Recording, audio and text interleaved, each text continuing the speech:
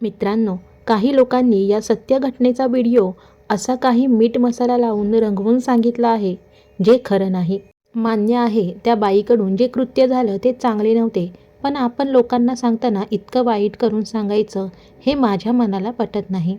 असो तर, शांत आणि संथ चालणाऱ्या सोलापूर जिल्ह्यातील मंगळवेढा तालुक्यातील पाटकळ गावात एका पहाटे असा काही थरार घडला, ज्याने संपूर्ण महाराष्ट्राचे काळीज हादरवून सोडले.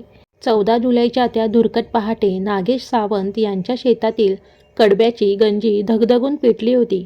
आगीच्या ज्वाळा आणि धुराचे लोट पाहून गावकरी जमा झाले. आग विझवण्याचे शर्थीचे प्रयत्न सुरू असतानाच त्या जळत्या गंजीमध्ये एक जळालेला मृतदेह आढळला.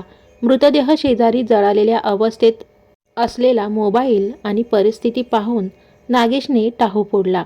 त्याला वाटले की त्याची पत्नी किरण हिनेच स्वतःला पेटवून घेऊन जीवनयात्रा संपवली आहे. संपूर्ण गावात हळहळ व्यक्त होऊ लागली.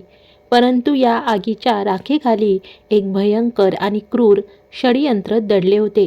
शंकेची पाल आणि पोलिसांचे पाऊल. नागेश सावंतचा आक्रोश एकीकडे सुरू असताना किरणच्या वडिलांना मात्र या घटनेवर अजिबात विश्वास बसत नव्हता. माझी मुलगी कधीही आत्महत्या करू शकत नाही, हा त्यांचा ठाम विश्वास होता. त्यांनी पोलिसांकडे धाव घेत सखोल तपासाची विनंती केली. मंगळवेढा पोलिसांनी या प्रकरणाची गांभीर्याने दखल घेतली आणि तपासाचे चक्र वेगाने फिरू लागले. वरवर आत्महत्येचा वाटणारा हा प्रकार प्रत्यक्षात एखाद्या सस्पेन्स चित्रपटाच्या पटकथेलाही मागे टाकेल असा कट होता. मित्रांनो, तपासातील धक्कादायक ट्विस्ट. घटनास्थळी सापडलेल्या अर्ध्या जळालेल्या मोबाईल फोनच्या कॉल डिटेल्स पोलिसांनी तपासल्या. या एका मोबाईल कॉलने संपूर्ण प्रकरणाचे गूढ उकलण्यास मदत केली. तपासात समोर आले की किरण आणि तिचा दीर निशांत सावंत यांच्यात सातत्याने फोनवर संभाषण होत होते. संशयाची सुई दीर निशांतकडे वळताच पोलिसांनी त्याला ताब्यात घेतले आणि पोलिसी दणका मिळताच त्याने जो सत्यप्रकार सांगितला त्याने तपास अधिकाऱ्यांनाही सुन्न केले.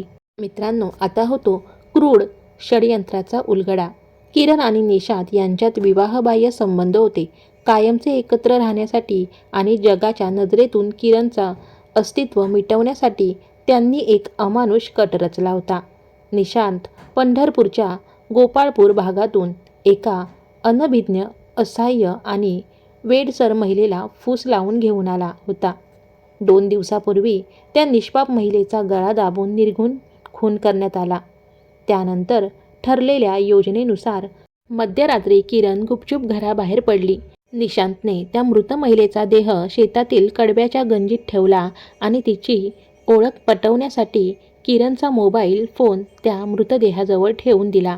पुरावा नष्ट करण्यासाठी आणि किरणचा मृत्यू झाल्याचा आभास निर्माण करण्यासाठी त्यांनी कडब्याची गंजी पेटवून दिली. मित्रांनो, सत्याचा शोध आणि न्यायाची पायरी. स्वतःच्या अनैतिक संबंधांना वाट करून देण्यासाठी एका असहाय्य आणि निरपराध महिलेचा बळी देणाऱ्या या जोडप्याचा बनाव जास्त वेळ टिकू शकला नाही. केवळ 24 तासाच्या आत पोलिसांनी या संपूर्ण मर्डर मिस्ट्रीचा पर्दाफाश केला. स्वतःच्या मृत्यूचे नाटक रचणारी किरण आणि तिला साथ देणारा निशांत सावंत, या दोघांनाही पोलिसांनी बेड्या ठोकल्या असून त्यांच्यावर हत्येचा आणि पुरावे नष्ट करण्याचा गंभीर गुन्हा देखील दाखल करण्यात आला आहे. मित्रांनो, या धक्कादायक घटनेने समाजाच्या नैतिकतेवर आणि मानवी मूल्यावर मोठा प्रश्नचिन्ह उपस्थित केला आहे. स्वतःच्या क्षणिक स्वार्थासाठी आणि अनैतिक इच्छा पूर्ण करण्यासाठी एका निष्पाप असहाय्य जीवाचा बळी देणे ही क्रूरतेची पराकाष्ठा आहे. पाप कितीही सावधगिरीने आणि हुशारीने केले तरी कायद्याचे हात आणि सत्याचा प्रकाश तिथपर्यंत पोहोचतोच. अनैतिक मार्गाने शोधलेले सुख हे शेवटी विनाशाच्याच उंबरठ्यावर नेऊन सोडते. हाच धडा या घटनेतून मिळतो. तर तुम्हाला या घटनेबद्दल काय वाटते हे कमेंट करून नक्की सांगा. व्हिडिओ आवडला असेल तर लाईक करा आणि चॅनलला सबस्क्राईब करा. धन्यवाद.